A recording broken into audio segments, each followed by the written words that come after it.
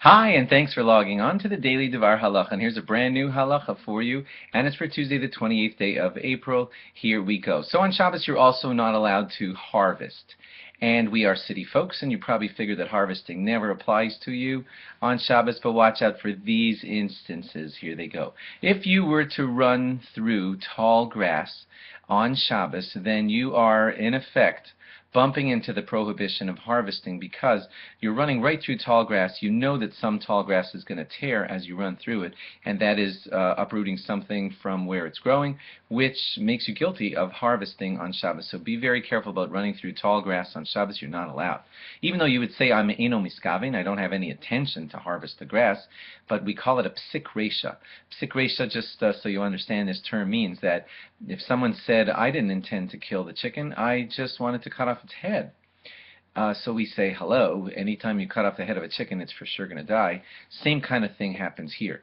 Anytime you run through tall grass, you're for sure going to tear some. So you can't say that you didn't intend it because it's just like a natural consequence that's going to happen. So it's like known that you're going to do that. It's direct, and therefore do not run through tall grass on Shabbos. You're going to find this interesting. Officially speaking, mushrooms do not grow from the ground. They settle on the ground, but they're a fungus, I think, and they do their growing not nourishing from the earth.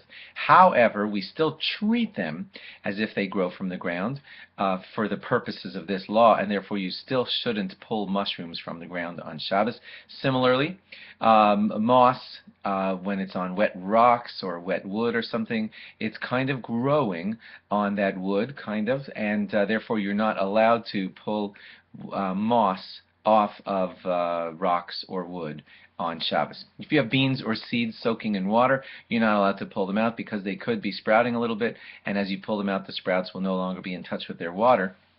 This would be pretty interesting because some people put their arava into standing water on Shabbos or Yontif to keep them fresh, and the arava could sprout a little bit.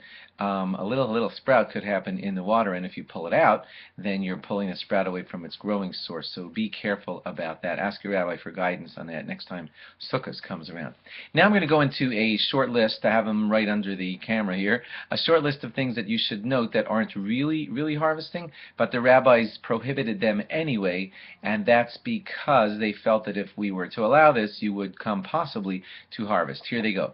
Climbing a tree. If you were to climb a tree, you could be crackling off branches, and that would be harvesting, and therefore the rabbi said no climbing on a tree on Shabbos. Similarly, no leaning on a tree on Shabbos for the same reason. Similarly, placing an item to be hung on a tree, don't do that on Shabbos also. Removing something that is hanging on a tree, you're not allowed to do that on Shabbos either. Sorry about that. Shaking a tree. Let's say somebody would just want to shake a tree because a little child's ball is stuck in the tree. Well, shaking the tree can cause a branch to fall off, which we don't want to do on Shabbos, and therefore not allowed. Smelling fruits of the tree. Same kind of problem. You may pluck them off or whatever, so no smelling fruits on a tree. Riding an animal, believe it or not, like riding a horse, is not allowed on Shabbos because people, when they rode horses, used to tend to break off a branch now and then to give a gentle whip to the horse, or not gentle whip to the horse, and therefore no riding horses on Shabbos. Touching plants, same kind of problem, so you're not allowed to touch plants on Shabbos. And lastly, if fallen fruit is lying under a tree, you're not allowed to move around that fallen fruit because it could lead you to messing with the tree itself, and so fallen fruit, you just leave it there and you can't be collecting it up on Shabbos. Thanks for logging on. Log on again tomorrow for more. Bye-bye.